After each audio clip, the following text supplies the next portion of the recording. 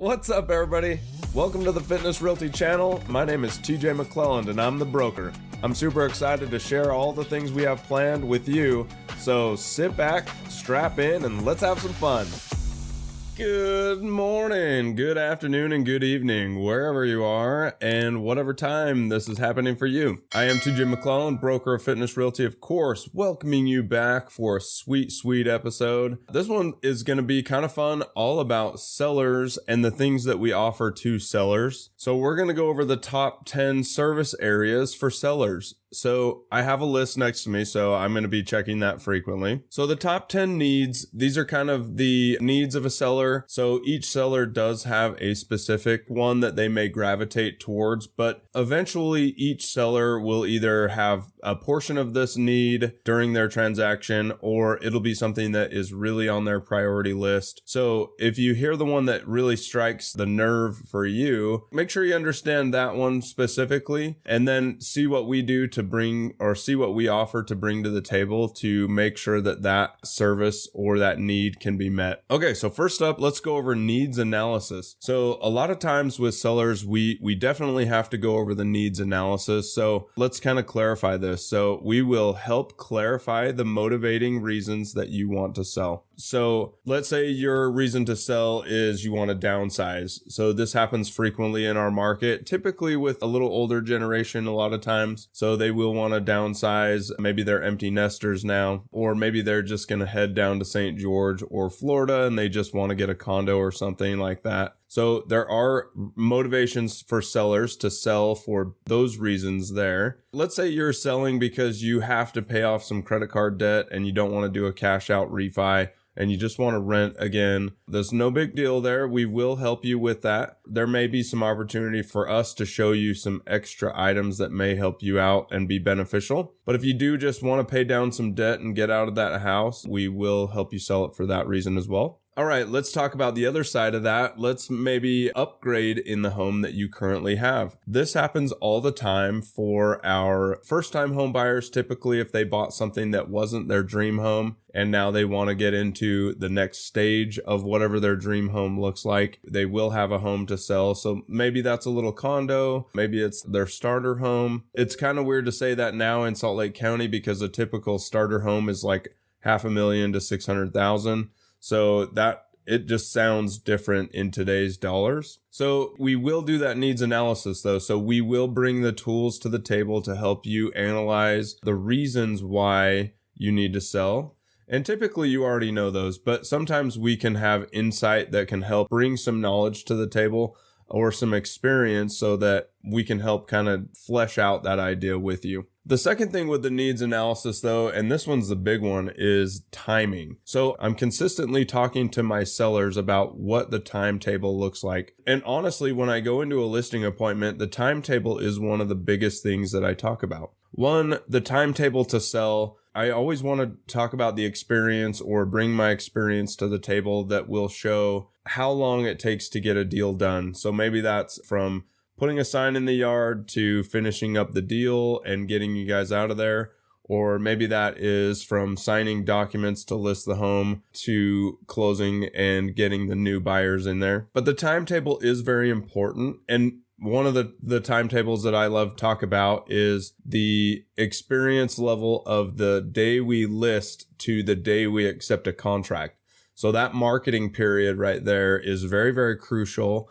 And if a listing agent isn't doing it correctly, they can really damage the deal or damage your ability to earn what you're trying to look for in that deal. Of course, we can't just put an artificial price on it and get, whatever you guys are dreaming about, but there are things as realtors and especially on our team that we do to really push that marketing and make sure that you get the most value out of that home that you have or that's possible.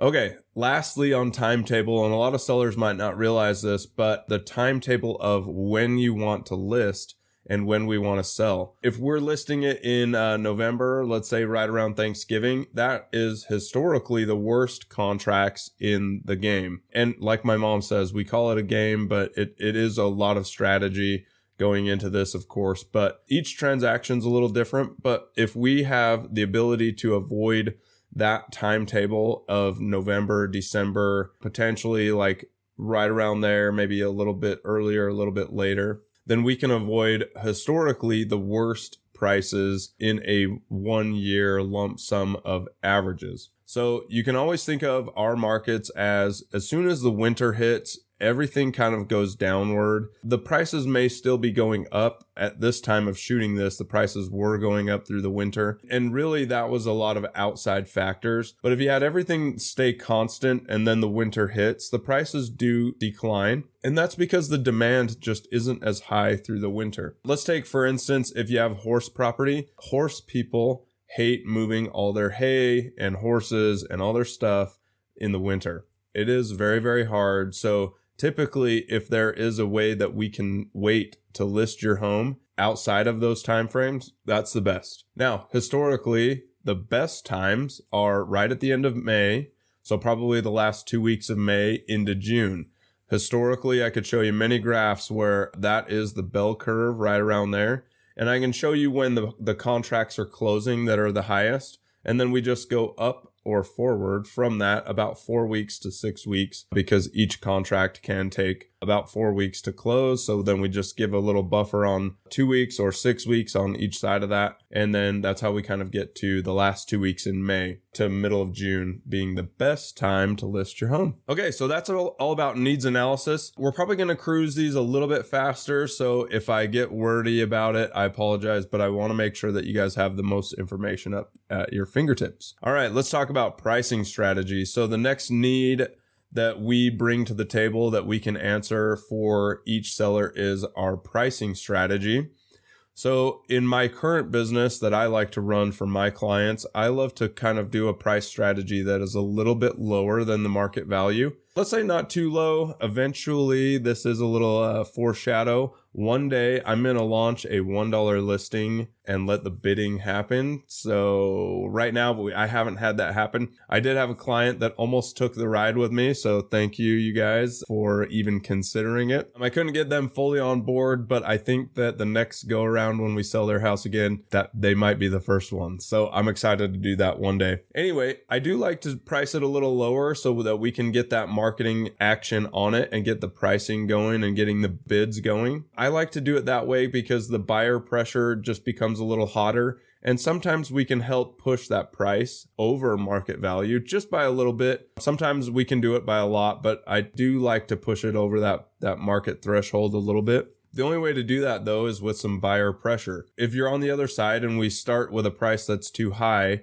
there is a good chance that you're going to have to actually come down below market value to get the price action or the bidding action that you want. And then you've lost out on some of that market potential.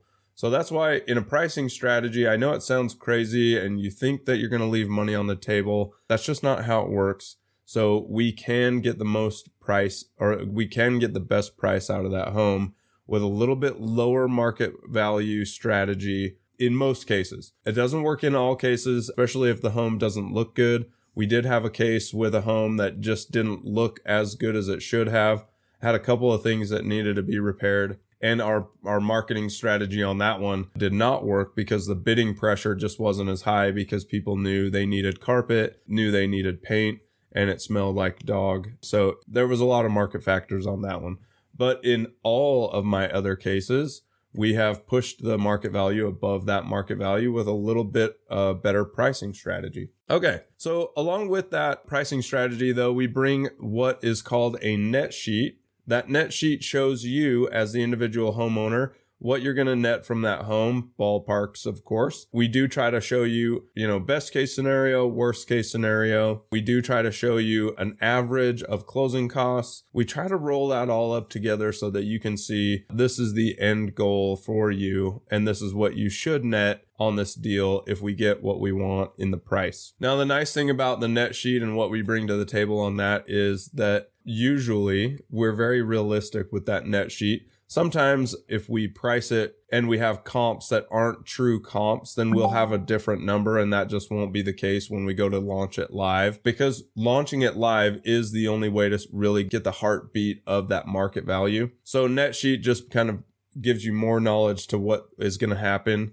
but without launching it, we just don't know. So when it's launched, that's really when you're going to get that market value vibe. And that's what we bring to the table on that. All right, number 3 is the property preparation. So as realtors, we can advise on repairs and improvements. We can also provide staging strategies. In my opinion, staging a home does not do anything more to it than having it empty. I prefer an empty home. It just is lots bigger. It shows a little better. We're able to clean it way better so it will smell nice, fresh. The people walking the home can envision their own stuff sitting in there. So in my opinion, I prefer an empty house over staging. But if you are still living there, which is the case with a lot of clients, then we will talk about the 3 Ds that I like, and we'll probably do a deep dive into the 3 Ds on another video. But we love the 3 Ds. It is decluttering, depersonalizing, and deep cleaning. So those are the 3 easiest ways to get the most value out of your home right before you list. Mainly the part about decluttering, take out as much large furniture as you can.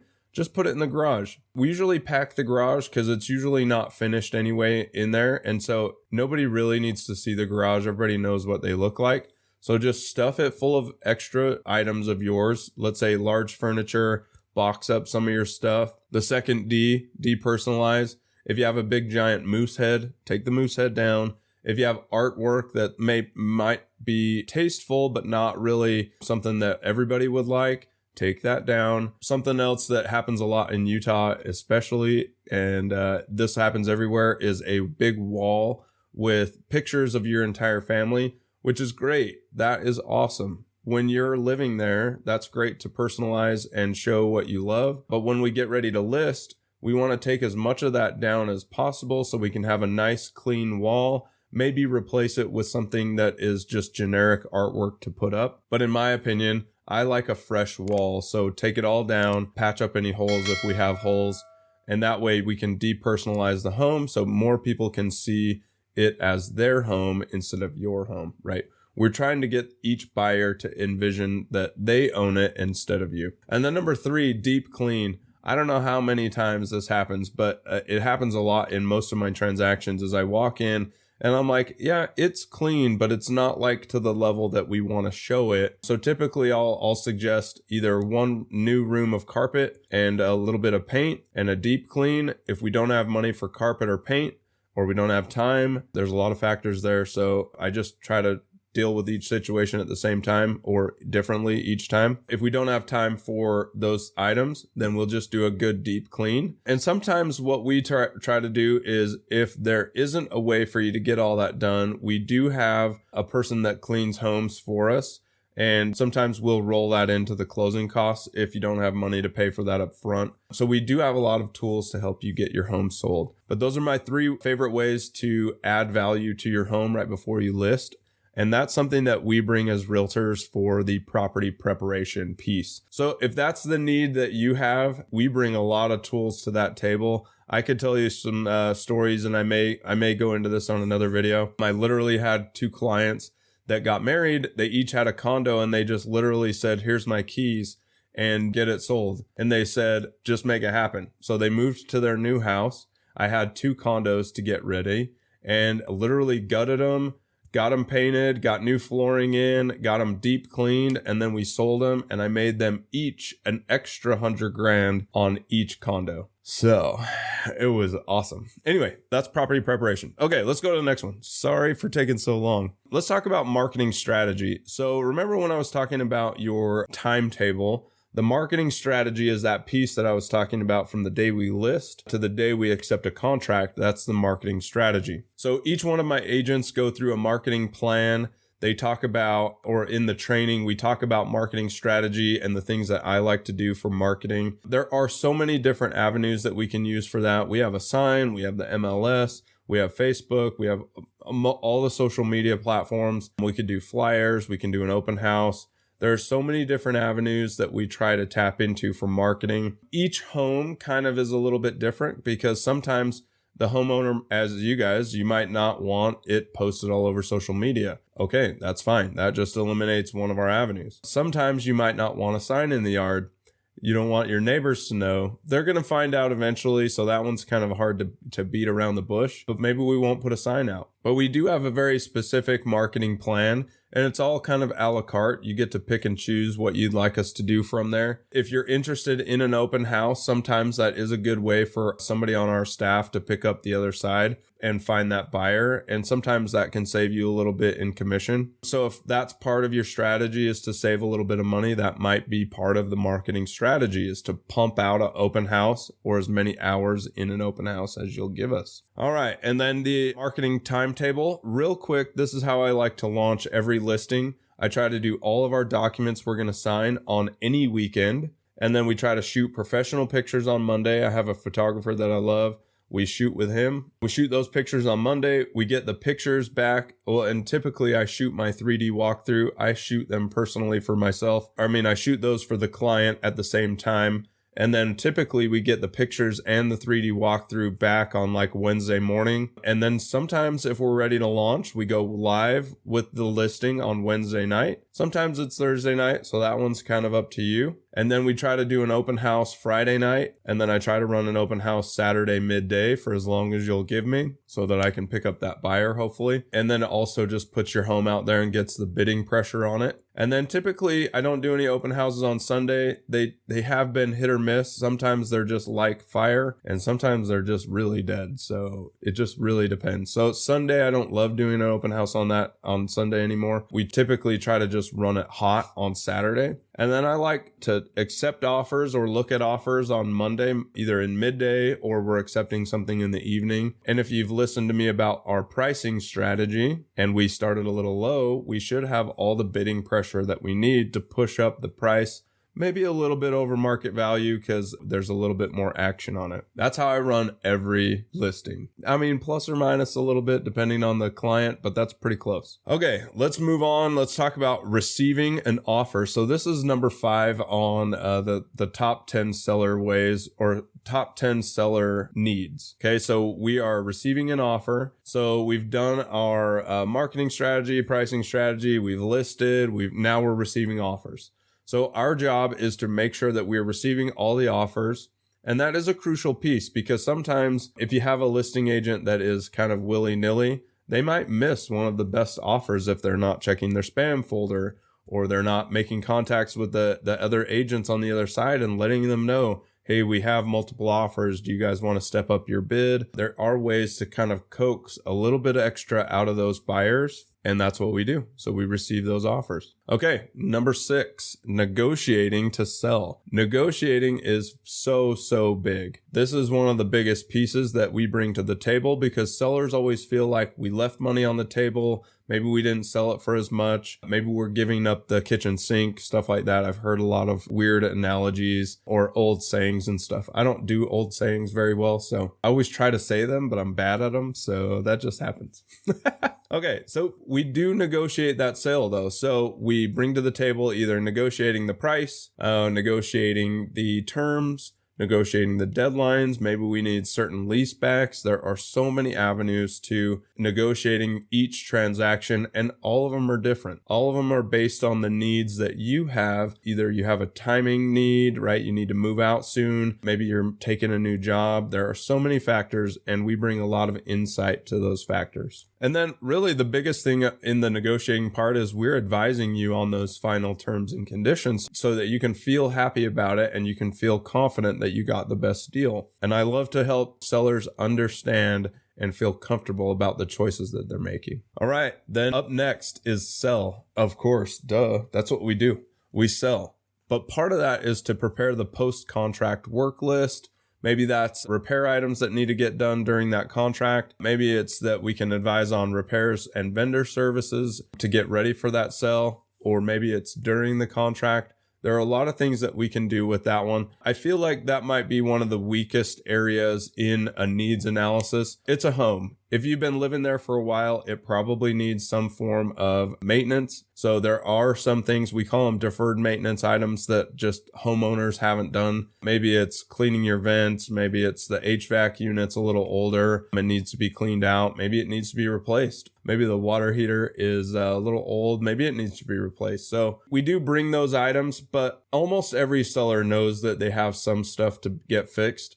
So we either fix it before the contract, before listing, so that it's not a need or it's not a factor for the buyers. We're fixing it during the contract. And sometimes if the market's hot enough, which it has been, we just forego it all together and let the buyer say, hey, we're willing to take this project on anyways. And there are times that we advise that too. There are clients that I've had that we've advised, let's not fix anything. Let's just launch it, get it gone, and you can take the money and run and let the new buyers deal with all the things that they might have pop up. All right, pre-close preparation. So getting your contract and getting to this point, there are so many factors. Each transaction's a little different. In the preparation to close, there are a lot of factors there as well. We need bank account information at the title company so that you can get either check or wire, depending on if they're going to do a wire or check, whatever you want. There's a lot of factors there with title that we can always talk to Misha to get all that information. But we are coordinating, we're supervising the document preparation. We're making sure everybody comes to the table on time or at their specified time. And we're making sure that everything gets lined up so that the close of this transaction can happen. There's a lot of factors going into that to get it closed. And honestly, at the end of the transaction, it really feels like you're orchestrating something to get finished, which is literally what's happening. But there are so many different pieces, and sometimes people forget a minor piece or a small piece or something major too. But sometimes it puts a hiccup in the closing. And then all of a sudden you're like, hey, I thought we were closing today. And then you're like, I guess we're not, because something got dropped, right? So as realtors and our staff, we're very focused on getting to the finish line. So that is making sure everybody's getting communicated with, getting this deal lined up, and making sure everybody gets to the closing table and making sure that we actually get closed. Oh, which is funny enough, brings me to number 9, the closing part. We are helping you review those closing documents. We're resolving any last minute items, which last minute items always pop up in a contract. That just is what it is. And then completing the transaction. So there are a lot of factors, like I said, and a lot of it's based on around title, and it can be based on your buyers getting to the title company and getting closed. It could be last minute fund transfers. It could be last minute document name changes, stuff like that. There's a lot of factors that go into that, but we love to help bring the experience level and insight to actually make sure a lot of that stuff doesn't even happen, because we've seen it before, we're anticipating it, or we've actually mitigated it altogether in a lot of cases. And so we get you to complete the transaction and get the closing done. All right. And then lastly, post-closing.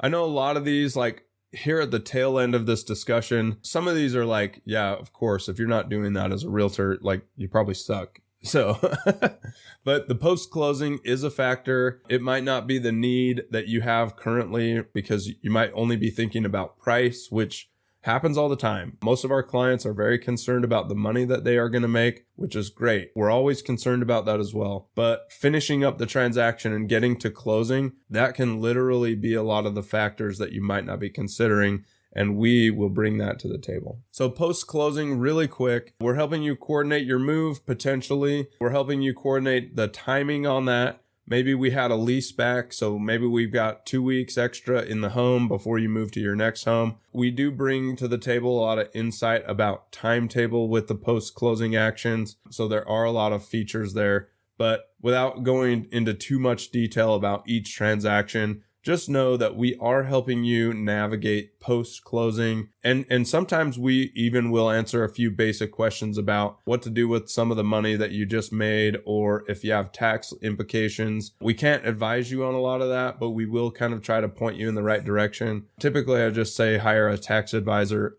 If you made a heaping amount of money or something like that, hire a professional for sure. But sometimes you can just be pointed in the right direction for questions that you might have for that. Okay, so that was all 10 service areas, I think, that are most of or maybe the top 10 service areas for a seller. So we did go over the needs analysis, pricing strategy, property preparation.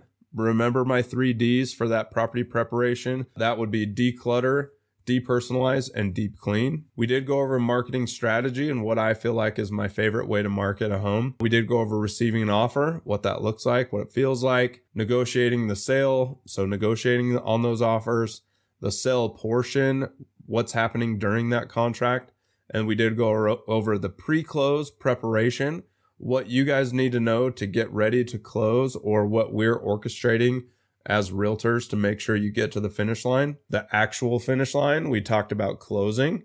That would be number 9. And then lastly, post-closing and what that looks like and what that feels like. All right. Hopefully you guys learned a little something about this. And if you have questions about what happens with sellers, or you have a different need, leave a comment down below if you're on the YouTube channel. I would love to hear if you have a different need than those top 10. That would be great.